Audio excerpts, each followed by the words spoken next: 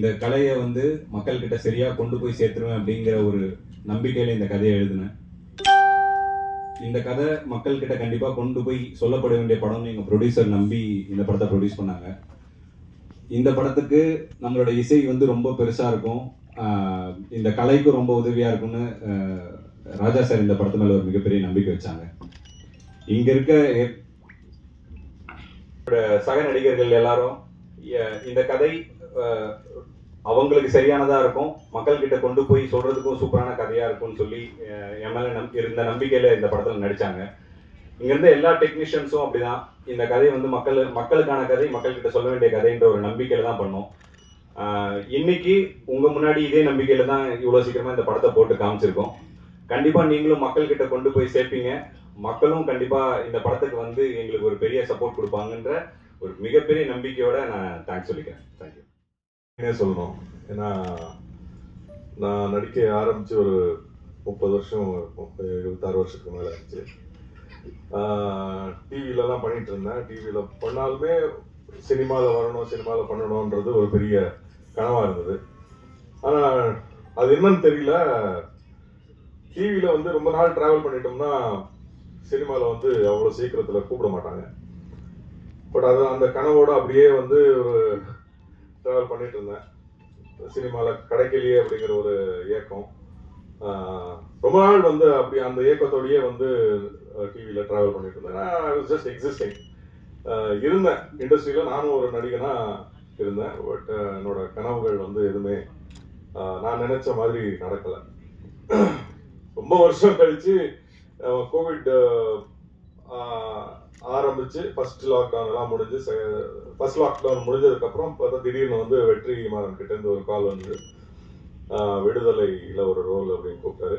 போய் மீட் பண்ணதில் இவ்வளோ நல்ல ஒரு ரோலுங்கிறது அப்படி வரன்றது எனக்கு உண்மையாக எனக்கு தெரியல. ஏன்னா சினிமாவில் அதுக்கு முன்னாடி வந்து பண்ணிட்டு இருந்தேன், ஒரு நாள் 2 நாள் 3 நாள் சின்ன சின்ன ரோலாக கிடைக்கும், அப்படியே பண்ணிட்டு இருந்தேன். பட் வெற்றிமாறன் வந்து அவ்வளோ பெரிய ஒரு ரோல் கொடுத்து உண்மையாகவே அது வரும்போது நீங்கள் பார்த்துருப்பீங்க. ஸோ அதை தொடர்ந்து அடுத்த மிகப்பெரிய ரோல்னா பாரிக்கு தான் நான் தேங்க்ஸ் சொல்லணும். ஜமாலை நீங்கள் இப்போ தான் பார்த்தீங்க. இந்த மாதிரி ஒரு ரோல், அதாவது கிட்டத்தட்ட இட் இஸ் ஆத்தர் பேக் ரோல்னே சொல்லலாம். எனக்காகவே எழுதின மாதிரி எனக்கு ஃபீல் ஆகுது. But thank you Pari. இத்தனை வருஷமா எல்லா புது டைரக்டர்ஸையும் புது கலைஞர்களை நீங்கள் சப்போர்ட் பண்ணியிருக்கீங்க, வளர்த்து விட்டுருக்கீங்க. அதே மாதிரி கிட்டத்தட்ட நானும் புதுசு தான், 30 வருஷமா இருந்தாலுமே புதுசு மாதிரி தான். அதனால எல்லாரையும் இங்கே இருக்கிற எல்லாரையும் வந்து சப்போர்ட் பண்ணணும். இதெல்லாம் ஏன்னா டெக்னீஷியன்ஸ் அத்தனை பேரும் எல்லாமே புதுசு. First time director, first time cameraman, first time editor, அந்த மாதிரி எல்லாருமே புதுசு. ராஜா சார் மட்டும்தான்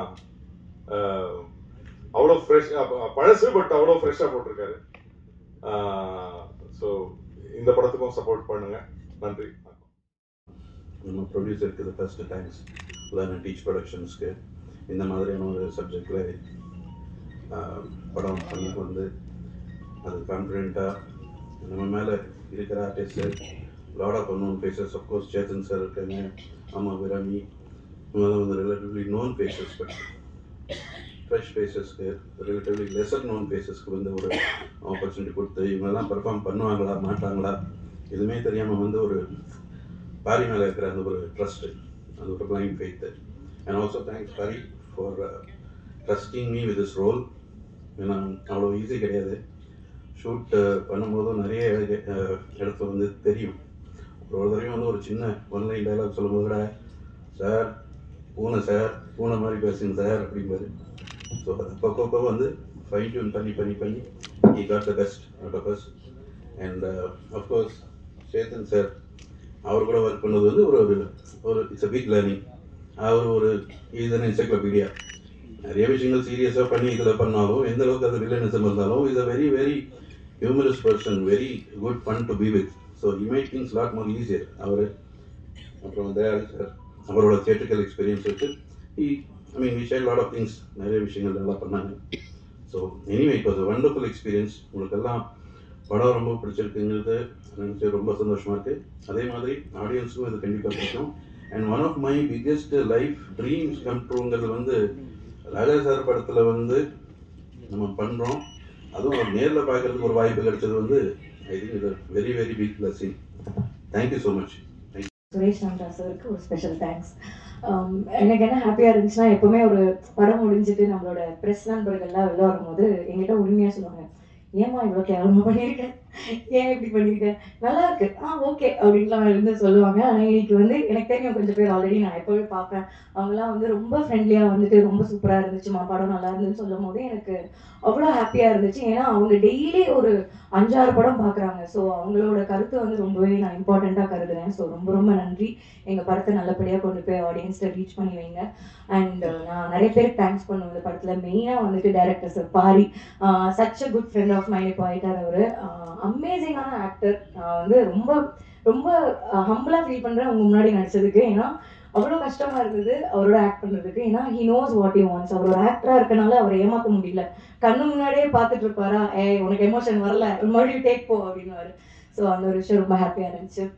and Chetan sir and all my lovely co artist, அவங்க கொடுத்த அந்த ஒரு சப்போர்ட் அண்ட் அவங்களோட அந்த ஒரு கொலாபரேட்டிவான ஒர்க் வந்து ரொம்பவே ஹெல்ப்ஃபுல்லாக இருந்துச்சு. அண்ட் ராஜா சார், அஃப்கோர்ஸ் இந்த படம் ஜமா ராஜா சார் மியூசிக் அப்படின்னா சொல்லி நாங்களே வந்து வெளியில் சொல்லுவோம், ஓ அப்படியா அப்படின்ட்டு எல்லாருமே வந்து கேட்பாங்க.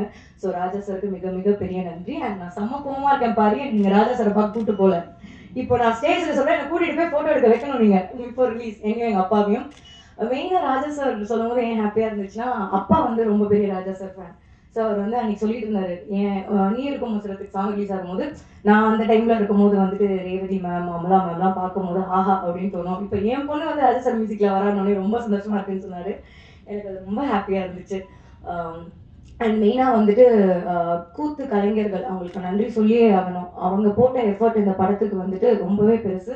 அவங்களோட ஆக்டிங்லாம் நான் பார்க்கும்போது நம்மளாம் ஒன்றுமே பண்ணல அப்படின்னு மட்டும் எனக்கு நல்லா ரியலைஸ் ஆச்சு. ஏன்னா கேமரா முன்னாடி okay cut, costumes makeup plus அந்த டான்ஸ் இதெல்லாம் சீரியஸ்லி எனக்கு கூஸ்பம்ஸ் வருது. ஸோ அவங்களோட பெர்ஃபார்மன்ஸ், அவங்களோட சப்போர்ட்டுக்கு நான் ரொம்ப ரொம்ப வந்து நன்றி சொல்லிக்கிறேன். ப்ளீஸ் எங்கள் படத்தை தியேட்டரில் போய் பாருங்கள், ரொம்பவே நல்ல படம், சப்போர்ட் பண்ணுங்கள். Thank you so much. தேங்க்யூ. அவங்க தான் இந்த படத்தோட ஆரம்ப புள்ளி. அவருக்கு வந்து அவர் இந்த நேரத்தில் எங்களோட ஜாயின் பண்ண முடியல, பட் ரியலி தேங்க்யூ. அவரோட விஷன், அவரோட சப்போர்ட் வந்து இந்த படத்துக்கு ரொம்ப ரொம்ப முக்கியமாக இருந்தது. தென் அலெக்சாண்டர் சார், அவர் உள்ளே வந்ததுக்கப்புறம் இந்த படத்தோட டிமென்ஷனே பயங்கரமாக மாறிச்சு. டிஸ்ட்ரிபியூட்டர்ஸும் சரி, அவர் சார் சொன்ன மாதிரி எக்ஸிபிட்டர்ஸ்லாம் இந்த படத்துக்கு இன்ட்ரெஸ்ட் காட்டுறாங்க, நிறைய விஷயங்கள் சப்போர்ட் பண்ணுறாங்கன்னு சார் சொன்னப்போ வந்து ரொம்ப ரொம்ப சந்தோஷமாக இருந்தது. இதை இவ்வளோ ஒரு நல்ல இதுவாக எல்லாருக்கும் தெரிகிற மாதிரி கொண்டு வந்ததுக்கு I thank Alexander sir. And முக்கியமாக எங்களோட பிஆர்ஓ சுரேஷ் சந்திரா சார், அவரையுமே நான் கண்டிப்பாக தேங்க் பண்ணியே ஆகணும். ஏன்னா அவர் இல்லைன்னா இவ்வளோ பெரிய கவரேஜ் எங்களுக்குலாம் இருந்திருக்குமா அப்படிங்கிறது தெரியல. தென் உங்களோட கொஸ்டின்ஸ் என்ன இருந்தால் கேளுங்க. சொல்லிட்டு இருப்பாங்க. இப்போ வந்து ஜமா அப்படின்னு நீங்கள் கொண்டு வந்து காமிச்சோன்னா எல்லாம் மேலோட்டம் தான் போவாங்க. ஸோ இந்த ஜமா ஆரம்பிக்கிறதுக்கு எந்த ஜமா கிட்டேருந்து கற்றுக்கிட்டீங்க? இந்த எத்தனை பேருக்கு எந்த ஜமா குருநாதரை வச்சு இவங்க கிளாஸ் எடுத்தீங்க? திருவண்ணாமலை மாவட்டத்தில் தான் சார் தெருக்கூத்து ரொம்ப பிரதானமாக இருக்கிறது. அங்கே வந்து கிட்டத்தட்ட டாப்பாக இருக்க தாங்கல் சேகர் கலைமாமணி அவார்ட்லாம் விருதுலாம் வாங்கியிருக்காரு. கிட்டத்தட்ட ஒரு 35-40 வருஷமாக தெருக்கூத்து கலைக்கே தன்னோட வாழ்க்கையை அர்ப்பணிச்சு அவர் பண்ணுறதும் இல்லாமல் நிறைய இளைஞர்களுக்கும் இப்போ சொல்லிக் கொடுத்து ரொம்ப சூப்பராக பண்ணிட்டு இருக்காரு. அவர்கிட்ட தான் நான் என்னோட சொந்தக்காரர், அவர் என்னோட மாமா முறவேன். அவரோட கதையிலேருந்து ஒரு சின்ன பார்ட்டை எடுத்து தான் இந்த கதையே இம்ப்ரெஸ் ஆகி படம் பண்ணது. அவரை வச்சு தான் ட்ரெயின் பண்ணணுங்கிறதும். ஏன்னா இங்கே தெருக்கூத்து கலை அப்படிங்கிறது வந்து ஒருத்தருக்கும் ஒரு விதமான ஸ்டைல் இருக்கு. இப்போ நீங்கள் திருவண்ணாமலை மாவட்டங்களே அந்த இந்த பகுதியில் போனீங்க வேற மாதிரி இருக்கும், இவங்களது ஒரு வேற மாதிரி இருக்கும். ஸோ இவங்களோட ஸ்டைல் அடாப்ட் பண்ணி தான் நம்ம இந்த படத்தை பண்ணியிருக்கோம். அவங்க தான் சார்லேருந்து எல்லாருக்குமே ட்ரெயின் பண்ணாங்க. அதோடு சேர்ந்து கலைஞர்கள் இப்போ நீங்கள் எல்லாரும் சொல்கிற மாதிரி வருஷம் கூழ் ஊத்துற ஃபங்க்ஷனுக்கு வந்து தெருக்கூத்து வைப்பாங்க. அந்த மாதிரி எப்பயுமே தெருக்கூத்து வைக்கிற ஊர் தான். ஆனால் நாங்கள் என்ன பண்ணுவோம்னா, தெருக்கூத்து ஆட்களை கூப்பிட்டு கூத்து போடாமல் எங்கூர் ஆட்களே வந்து கூத்து பழகி ஒரு குடும்பத்துக்கு, இந்த படத்தில் வந்த கதை தான் சார், ஒரு குடும்பத்துக்கு ஒரு வேஷம் கொடுத்து அந்த மாதிரி பண்ணுவோம். ஸோ என்னோட குடும்பத்தில் என்னோட தாத்தாக்கு தாத்தா எல்லாமே வந்து தெருக்கூத்து போட்டவங்க தான் இப்போ வரைக்கும் பண்ணுறாங்க. பட் இப்போ கொஞ்சம் ஃபேமிலியில் தாத்தா வாத்தியார் ஆனதுக்கு அப்புறம் வந்து அதாவது ஸ்கூல் டீச்சர் ஆயிட்டாங்க. அதுல இருந்து கொஞ்சம் அதோட தொடர்பு விட்டு இருந்ததே தவிர மேபி என்னோட டிஎன்ஏல அது இருக்குன்னு நினைக்கிறேன் சார். தெருக்கூத்துல இன்னொன்று இருக்கு, அது வந்து கொஞ்சம் பேட் வேர்ட்ஸ் கலந்து அவங்க ஜாலிக்காக மக்களுக்காக பேசுவாங்க. ஆனா இதுல பார்த்ததுல எந்த இடத்துலயுமே வந்து நீங்க நீட்டா ஒரு பேட் வேர்ட்ஸும் வரல, ஆனா எமோஷன்ஸ் எவ்வளவு வரணுமோ அதை கொண்டு வந்திருக்கீங்க. அந்த கண்ட்ரோல் எப்படி இருந்தீங்க? ஏன்னா ஒரு தெருக்கூத்துல பஃபூன் இல்லாம கொண்டு போக முடியாது. பஃபூன் கண்டிப்பா வச்சிருப்பாங்க, ஆனா நீங்க பஃபூனே காட்டல. நீங்க சொன்னதுதான் சார், நீங்க சொன்னது வந்து 100% உண்மை. இதுக்கு முன்னாடி நடந்த பிரஸ் மீட்ல கூட அதை பத்தி கேட்டிருந்தாங்க. ஏன்னா தெருக்கூத்து அப்படின்னாலே வந்து அதுல ஏன் கெட்ட வார்த்தை இருக்குதுங்கிறதுக்கு ஒரு பெரிய பாலிடிக்ஸ் ஒன்று இருக்கு சார். அப்போ பாலிடிக்ஸ்ன்னு சொல்றதை விட அது ஜனரஞ்சகமா மக்கள் கிட்ட கனெக்ட் பண்றதுக்கு, அவங்க தன்னோட மொழி பேசுறவங்க வந்து அங்கேயுமே இருந்தானா அவனோட ஈஸியா கனெக்ட் பண்ணிக்கிறாங்க. ஒரு ராத்திரி இல்லை சார், ஒரு சில கிராமங்கள்ல வந்து 10 ராத்திரிலாம் வந்து தெருக்கூத்து நடக்கும். ஸோ அவனை எப்படி எங்கேஜா வச்சுக்கணும் போது அவன் மொழியை பேசுவோம், அவன் பேசுற வார்த்தைகளை பேசுவோம் அப்படின்னு ஆரம்பிச்சதுதான் இது. நான் முன்னாடியே சொன்ன மாதிரி ஒருவேளை அதை அப்படியே அவங்க பேசுறத அப்படியே வச்சிருந்தேன்னா சென்சார்ல எப்படி இருந்திருக்கும்ன்றது எனக்கு தெரியல சார். அந்த ஒரு பயம் தான் நான் பஃபூனை காட்டாது சார். ஏன்னா நீங்க சொல்ற மாதிரி பஃபூன் தான் முதல்ல ஆரம்பிச்சு வைப்பாங்க. அவங்க எந்த அளவுக்குன்னா அது ரொம்ப பீக் சார், அது நம்ம தொடவே முடியாது சார். ஏன்னா சின்ன சின்ன வார்த்தைகள் கூட சென்சார் ரொம்ப கவனமா இருக்காங்க. இதுலவே நீங்க பார்த்துருங்க, ஒரு நெடுக மியூட் அங்கங்க இருந்திருக்கும். அது ரொம்ப ரொம்ப நீங்க சொன்னா இது பெரிய கெட்ட வார்த்தை கிடையாது, பட் ஸ்டில் அதை கூட கான்சியஸா பாக்குறாங்க சார். ஸோ அந்த முடிவு தான் சார். ஆனா அதெல்லாம் எல்லாமே ஜனரஞ்சகமா இருந்தது படம்.